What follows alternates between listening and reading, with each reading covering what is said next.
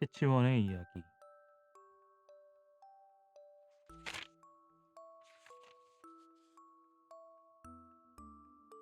첫 번째 이야기. 탄생 일화. 옛날 신라 조정에는 최충이라는 관리가 있었다. 어느 날 조회에 나갔던 최충은 임금으로부터 문창현 현령으로 부임하라는 조서를 받고 눈보라가 윙윙 기승을 부려도 도무지 추운 줄 모르고 술에 취한 사람 마냥 비틀거리며 간신히 집으로 돌아왔다. 최충은 방바닥에 털썩 주저앉으며 구들장이 꺼지게 한숨만 풀풀 내쉬었다. 남편의 심사가 좋지 못한 것을 보고 아내가 조심스레 물었다. 나으리, 어디 몸이라도 불편하신지요? 아니오면 무슨 일이라도 있었사옵니까? 이 일을 어쩌면 좋단 말이오. 아이고. 무슨 일이온데 그처럼 낙담하시옵니까?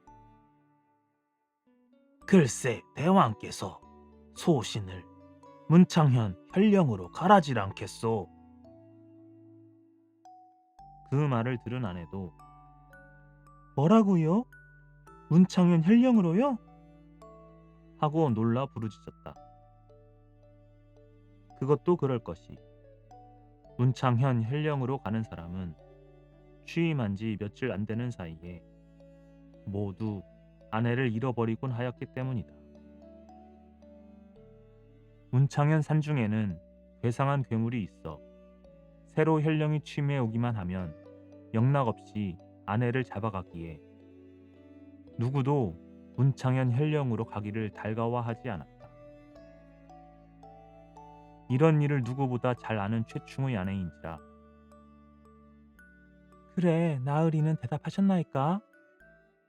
하고 다잡아 물었다. 네, 신하된 몸으로 어찌 대왕의 영을 거역한단 말이오. 최충의 말을 들은 아내는 얼굴이 새까매지며 그 자리에 까무라치고 말았다. 그러나 죽으라면 죽어야만 하는 왕명이라 최충은 아내가 회복된 지 얼마 안 되어 아내를 데리고 문창현으로 떠날 수밖에 없었다. 문창현에 도착한 최충은 그 즉시로 관리들을 불러놓고 현내의 형편을 대충 물어본 다음 내가 조정에 있을 적에 듣자니 이 현에 취임한 현령들마다 내실을 잃게 된다는데 구경 어찌 된 일이냐 하고 물었다. 그러자 여러 관리들은 머리를 수그린 채 꿀먹은 벙어리가 되었다. 왜 말이 없느냐? 그렇다면 너희들이 짜고서 현령의 내실을 모해한 죄로 다스릴 터이니 나를 원망하지 말아라. 최충이 연포를 놓아서야 늙은 관리 하나가 꿇어앉으며 입을 열었다.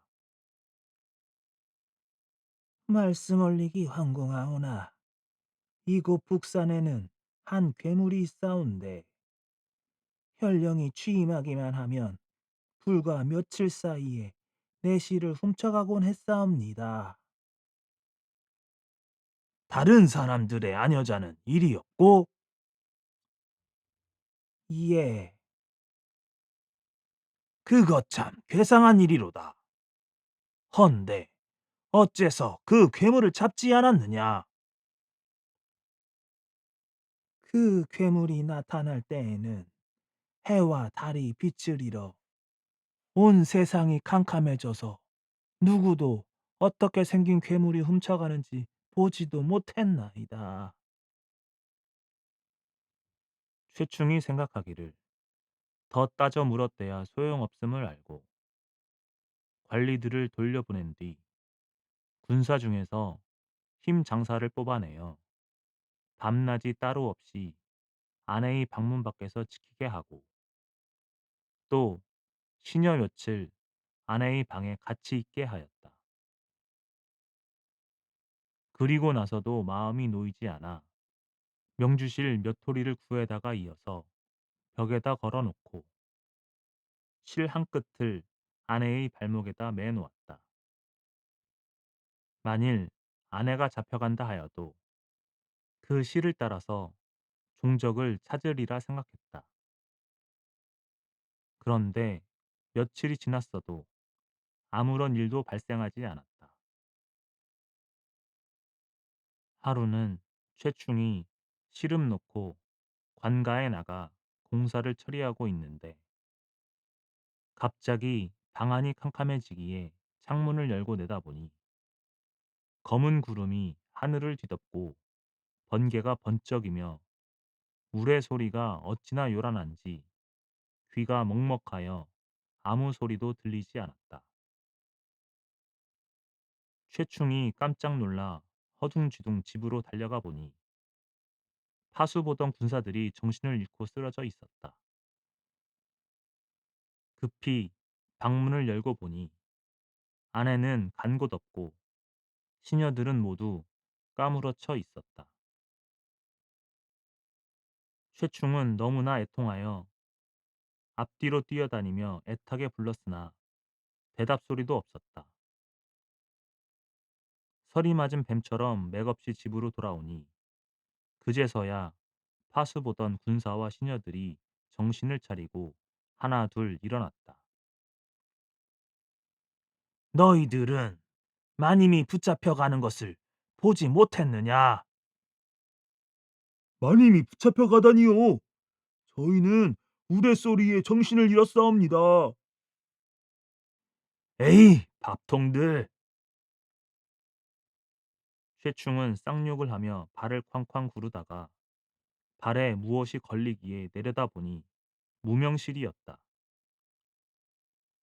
무명실 몇 구레미가 다 풀렸는데 한쪽 끝이 방 안에 남아 있었다. 그렇지. 얘들아, 이 실을 따라가자. 쇠충은 파수 보던 군사들을 이끌고 무명실을 따라갔다. 무명실은 현성 밖을 나와 들을 지나 물을 건너 산 속으로 들어갔다.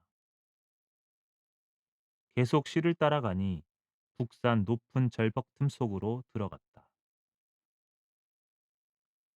얘들아, 마님은 분명히 저 바위 속에 갇혔을 텐데 무슨 방법으로 저 바위를 뚫는단 말이냐? 나으리, 저 바위 속에 그 괴물이 살고 있습니다.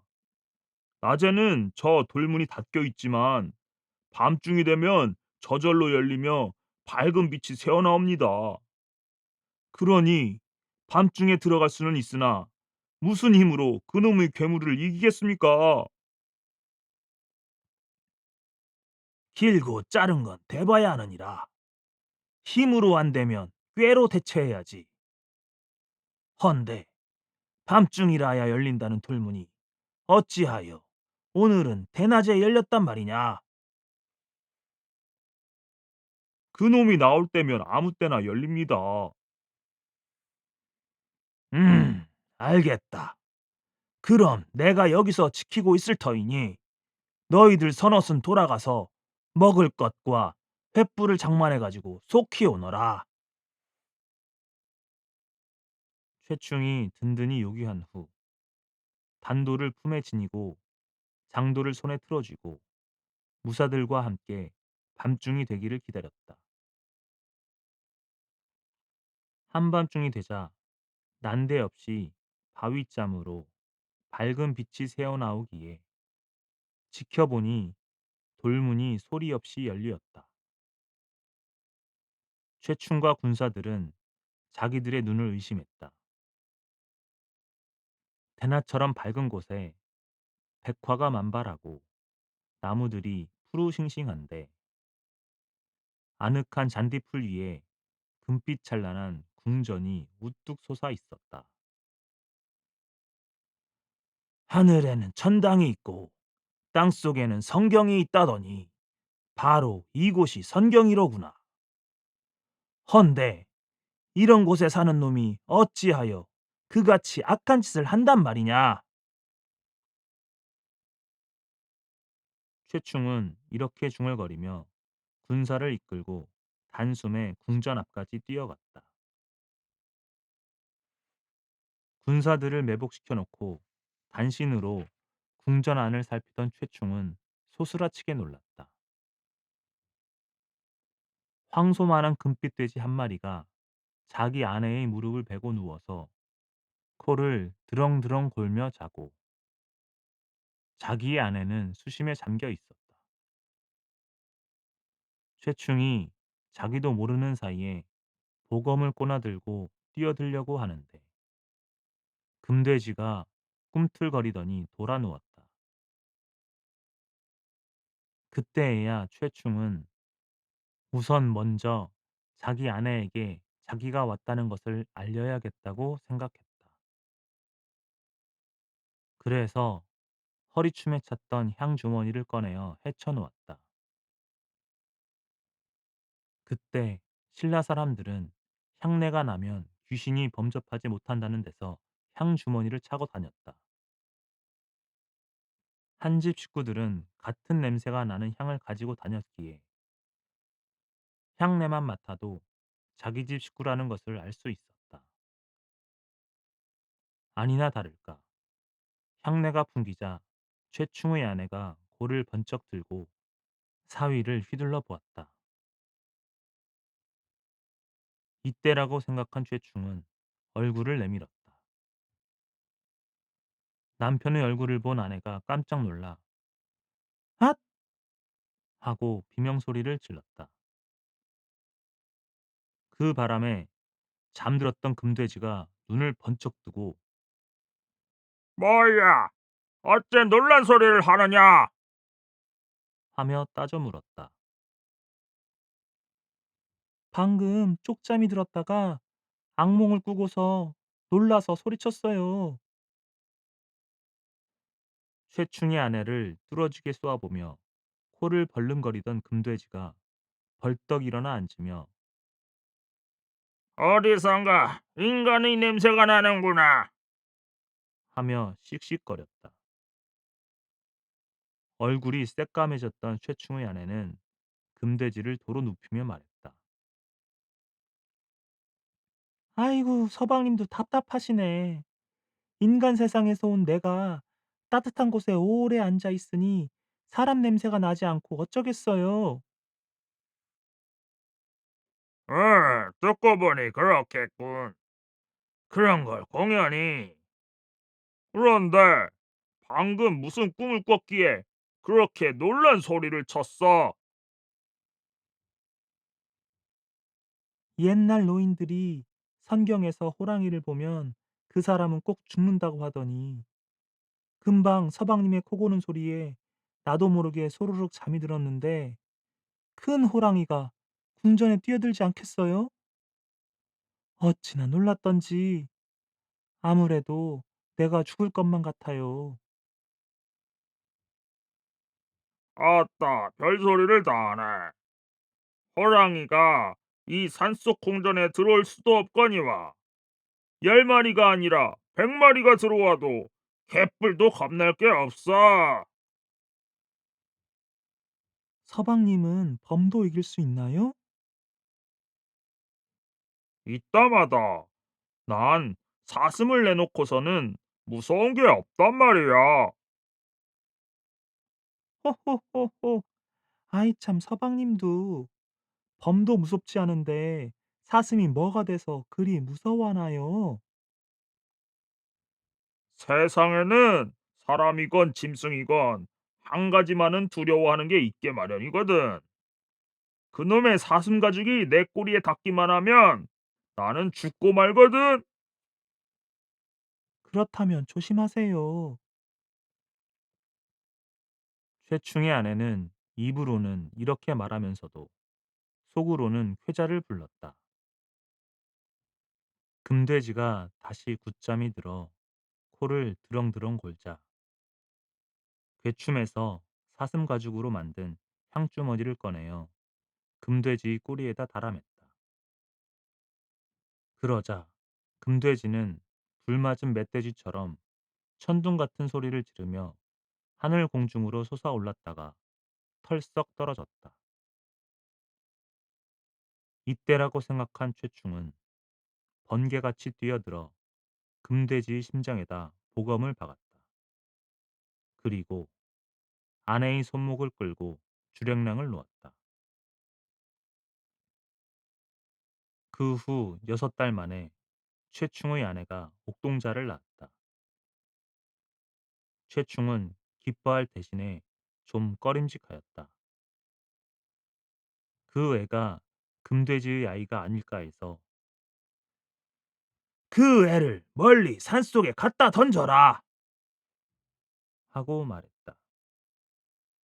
그 말에 아내는 깜짝 놀라 소리쳤다. 그게 무슨 말씀이세요? 제가 비록 그 괴물에게 잡혀가긴 했지만 몸을 더럽힌 일은 없어요. 그리고 괴물에게 잡혀가기 전에 임신한 지 넉 달이나 됐어요. 최충은 그래도 미타에서 무당을 데려다 굿을 해보고 점쟁이를 불러다 점을 쳐보니 확실히 10달 내기 아이가 옳았다. 이렇게 불우하게 태어난 아이가 바로 최치원이다.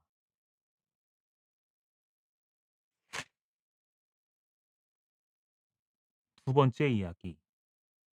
돌곽 속의 비밀을 알아내다. 최치원은 어릴 때부터 남달리 총명하고 재주가 많았다. 글 읽기를 좋아하는 최치원은 7살 때부터 유학 경전을 배우기 시작하여 4년 만에는 막히는 것이 없게 되었다. 12살 나던 해에 최치원은 당나라로 유학을 떠났다. 그때 아버지 최충은 이렇게 말했다. 네가 당나라에 가서 10년 동안 공부하여 과거에 급제하지 못하면 다시 애비 볼 생각을 말아라. 나이 어린 최치원은 아버지의 말씀을 가슴속 깊이 새기고 열심히 공부하였다. 그 보람으로 6년 만인 18세에 진사 갑과에 급제하여 당나라에서 이름을 떨쳤다. 당시 당나라의 유명한 시인 고운의 시만 보아도 가히 짐작하고도 남음이 있다. 12살에 바다를 건너와 글로써 중국 천지를 뒤흔들고 18세에 과거마당에서 싸워 단번에 급제 관역을 쏘아 맞췄네. 그 후 최치원은 24가 되던 해에 강남도 선주율수연 현위로 부임하였다. 879년 희종 황제는 최치원에게 승무랑 시어산의 공봉이란 벼슬을 하사하였다. 그러나 행운 속에는 언제나 불행이 따르기 마련이라. 최치원의 명성이 높아짐에 따라 간신들이 질투하여 음모를 꾸며 모해하고 황제에게 상주하는 바람에 황제 역시 오해하고 최치원을 외딴 섬으로 귀양살이를 보내었다. 최치원은 스산한 가을밤 창문을 두드리는 비바람 소리를 들으며 꿈결에도 잊을 수 없는 정든 고향과 그리운 조국에 대한 사랑의 심정을 백지 위에 적었다. 가을바람 쓸쓸한데 내 외로이 노래 부르나 세상 사람들은 그 누구도 이 마음 알 리 없어. 깊은 밤 창밖에 내리는 굳은 빗소리 등잔불 마주 앉으니 멀리 고향 생각에 잠기노라. 고국을 떠나 이국에서 정배살이를 하는 것만 해도 기막힌 노릇인데 그보다도 더 큰 재난이 최치원을 찾아왔다. 어느 날 한 관리가 희종 황제가 보낸 석함 하나를 최치원 앞에 갖다 놓았다. 이 도람은 황제께서 보낸 것이다. 뚜껑을 열지 말고 그 속에 무엇이 들어있는지 사흘 내로 알아내어 황제 폐하께 글을 올려라. 만약 맞추지 못하면 너는 사형을 면치 못하리라. 이것은 황제 폐하의 어명이다. 갈수록 심산이라더니 최치원은 너무도 기가 막혀 말이 나오지 않았다. 그는 사면에 봉인이 찍힌 도람을 두 손으로 받들고 자세히 훑어보고 흔들어보고 두드려 보았으나 그 안에 무엇이 들었는지 알 길이 없었다. 그는 밤잠을 이루지 못하고 떼식을 잊은 채 골똘히 생각하였다. 황제께서 이 돌각을 보낼 때에는 여기에 꼭 오묘한 원리가 있을 것이다. 겉을 보고 안의 것을 알아낼 수 있는 도리가 있을 것이다. 본디 땅은 네모나고 하늘은 둥글다고 했으니 이는 천지의 원리다. 네모난 곽 속에는 둥근 물건을 넣어야 이치에 맞느니라. 돌곽이 무겁지 않은 것으로 보아 돌곽 속에 있는 물건은 가벼운 것이 틀림없는데 그것을 쌓아놓은 것도 필경에는 가벼운 것이리라. 게다가 흔들어도 소리가 없으니 깨어지지 않게 잘 싸서 돌곽에 꼭 맞춰놓은 것이 분명하구나. 왕궁에서 예까지 오자면 10여일이 걸릴 것이요. 돌아가자면 또 10여일이 걸릴 것인즉 이렇게 빈틈없이 생각에 생각을 거듭한 최치원은 옳지, 그것밖에 없구나 하며 붓을 들어 슬슬 써내려갔다. 돌곽 속의 둥근 물건, 반은 옥이요, 반은 황금이라. 밤마다 때를 알리는 새인데 쳐들음 소리도 내지 못했구나. 희중 황제는 최치원이 쓴 시를 받아보고 첫 두 구절은 다갈이란 뜻이니 맞춘 것인데 마지막 두 구절은 무슨 뜻인고? 하고 대신들을 보고 물었다.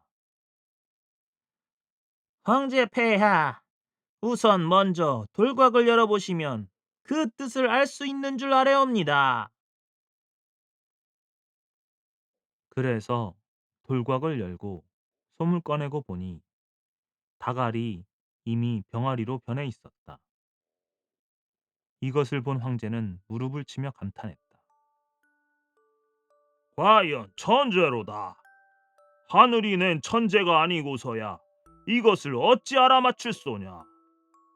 어서 최치원을 궁전으로 모셔오도록 하라.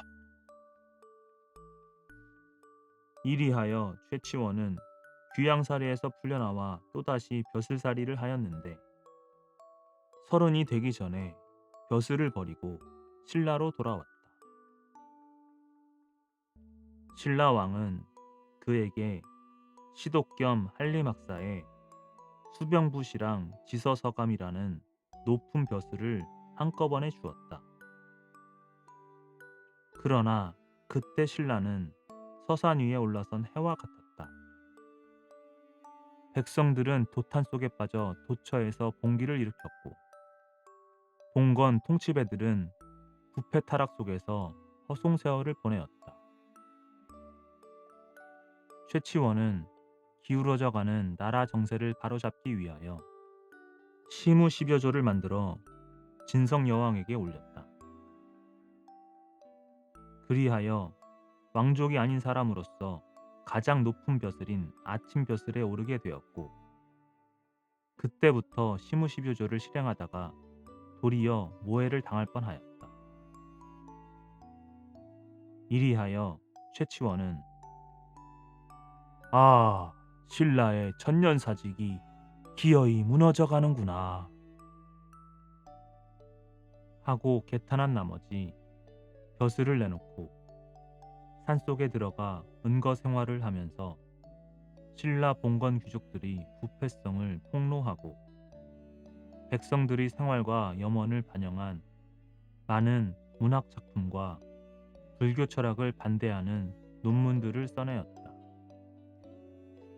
하여 천여 년이 지난 오늘에도 그가 남긴 빛나는 업적과 주옥 같은 문장들은 의연히 빛을 뿌리고 있다.